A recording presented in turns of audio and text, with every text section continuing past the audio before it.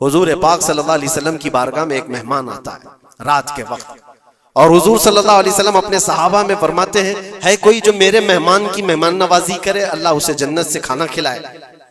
صحابہ تو ظاہر سی بات ہے ہر نیکی کو بڑھ چڑھ کر کے لیتے تھے۔ ایک صحابی تھے حضرت طلحہ رضی اللہ تعالیٰ عنہ، انہوں نے کچھ دیکھا ہی نہیں گھر میں ہے کہ نہیں ہے، فوراً کہا یا رسول اللہ اس مہمان کو میں لے جاتا ہوں۔ حضور پاک صلی اللہ علیہ وسلم سے درخواست کی اور لے کر کے گھر آ گئے۔ پتا چلا بیوی کو نے کہا پہلے تو ہمارا خود کا ہی کھانا نہیں ہے، آپ مہمان بھی لے آئے۔ صحابی رسول نے اپنی بیگم سے پوچھا کتنا ہے؟ کہا ایک آدمی صرف کھا سکتا ہے۔ اور گھر میں کتنے لوگ ہیں؟ شوہر، بیوی اور ایک چھوٹا بیٹا، اب ایک مہمان آیا ہوا ہے۔ صحابی رسول نے اپنی اس فکر کا اظہار کیا بیگم سے کہ اب کیا ہوگا، ایک آدمی کھا سکتا ہے اور 4 لوگ یہاں موجود ہیں۔ اللہ اکبر، وہ خواتین بھی حضور کے زمانے کی کیسی تھی۔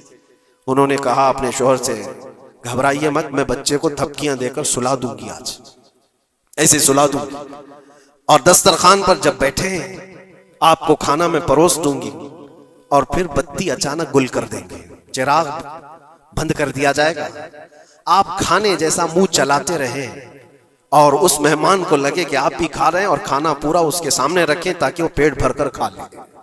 ایک آدمی کے کھانے کے لیے یہ ہیلا کیا جا رہا ہے، خود بھی بھوکے ہیں۔ ایسے ہی ہوا، دسترخوان بچھایا اور صحابی رسول نے کھانے کا برتن ان کے سامنے پیش کیا، اور اچانک چراغ کو بجھا دیا گیا، اندھیرا ہے۔ انہوں نے افسوس کا اظہار کیا، کہا اتفاق ہے چراغ گل ہو گیا، آپ کھا لیجئے، ہم بھی کھا رہے ہیں۔ اور سارا کھانا اس مہمان کے سامنے رکھا۔ مہمان کو یہ لگتا رہا کہ یہ لوگ بھی کھا رہے ہیں، اور پورا کھانا وہ پیٹ بھر کر کھا لیا، شکم سیر ہو گیا۔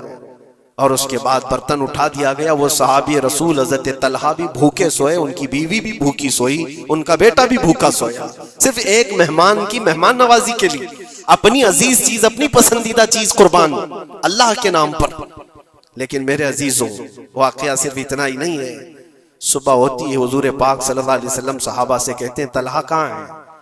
حضرت طلحہ اس مہمان کے ساتھ آئے، حضور دیکھ کر مسکرانے لگے۔ طلحہ، تمہاری مہمان نوازی کی تعریف جنت میں فرشتوں کے درمیان ہو رہی ہے، اللہ تبارک و تعالیٰ تمہاری مہمان نوازی کی تعریف فرما رہا ہے۔ جبرائیل آئے تھے اور مجھے بتا گئے کہ آپ کے ایک صحابی نے اللہ کے نام پر اپنا سب کچھ اس مہمان کو کھلایا ہے۔ یہ ہے جس کو ایثار کہتے ہیں، اس کو کہتے ہیں یہ قربانی۔ پیٹ خالی ہو اور دوسرے کا خیال ہو، پیٹ بھر جانے کے بعد تو پھر وہ ویسٹیج دینے کی بات آتی ہے، اپنے گھر کا بوجھ نکالنے کی بات آتی ہے۔